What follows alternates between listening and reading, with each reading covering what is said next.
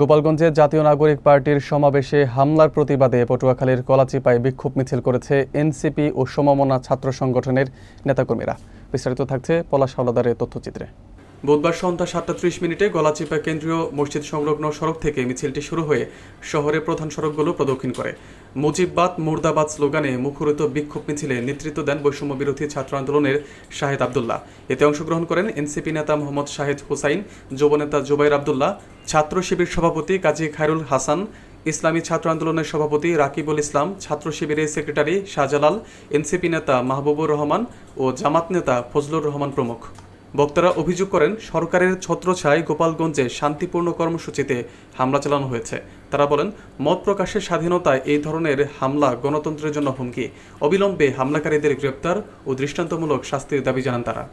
বুধবার বিশ্ব ব্যাংকের পক্ষ থেকে প্রতিষ্ঠানটির পরিবেশ বান্ধব উদ্যোগ পর্যালোচনার উদ্দেশ্যে এই পরিদর্শন করা হয়।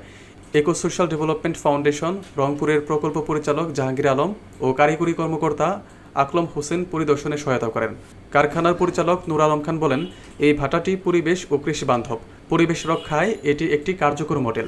তিনি আরও বলেন, সরকার যদি মানুষকে পরিবেশ বান্ধব ইট ব্যবহারে উদ্বুদ্ধ করে তাহলে একদিন কয়লা পুরানো ইট ভাটা বন্ধ হবে এবং নির্মল পরিবেশ ফিরে আসবে। পরিদর্শনকালে বিশ্ব ব্যাংকের প্রতিনিধিরা উদ্যোগটির প্রশংসা করেন এবং ভবিষ্যতে সার্বিক সহযোগিতার আশ্বাস দেন। আজকে বাংলাদেশ নাগরিক পার্টি এনসিপি এবং আমাদের জুলাইয়ের নেতা আজকে আমরা যেই স্থানে উপস্থিত হয়েছি, একটি ভারাক্রান্ত হৃদয় নিয়ে আমরা আজকে উপস্থিত হয়েছি। আমরা আজকে গোপালগঞ্জের পরিস্থিতি দেখে আমাদের হৃদয় রক্তক্ষরণ হয়েছে। এই দেশ থেকে 36 জুলাই 2024 যেই ফ্যাসিবাদ থেকে মুক্ত হয়েছি, আমরা যে বিপ্লবের মাধ্যমে বাংলাদেশের মানুষের কথা বলার অধিকার ফিরিয়ে এনেছি, সেই ফ্যাসিবাদ আজ আবার উকি দিয়েছে গোপালগঞ্জের হাত ধরে।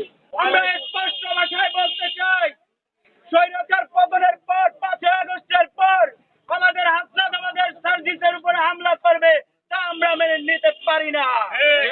তারা মনে করেছে আমরা যার যার ঘরে ফিরে গিয়েছি, এজন্য আমরা কিচ্ছু করব না, এটা তারা ভুল ভেবেছে। আশা করি আপনারা ভালো নাই। আমি হয়তোবা বিপ্লবী বক্তব্য দিতে পারবো না, কিন্তু আমি আমার অনুভূতি বলতে চাই। আজকে আমাদের এই নতুন স্বৈরাচার মুক্ত বাংলাদেশে আমাদের এখানে দাঁড়ানোর কথা ছিল না। এখানে কি আমাদের দাঁড়ানোর কথা ছিল? এই প্রতিবাদের তো আমাদের করার কথা ছিল না। এই দায়িত্ব ছিল প্রশাসনের। আজকে জুলাই পদযাত্রার অংশ হিসেবে গোপালগঞ্জে জাতীয় নাগরিক পার্টি তাদের কর্মসূচি বাস্তবায়ন করার জন্য গিয়েছিল। গোপালগঞ্জ কি বাংলাদেশের কোনো অংশ নাকি দিল্লির কোনো?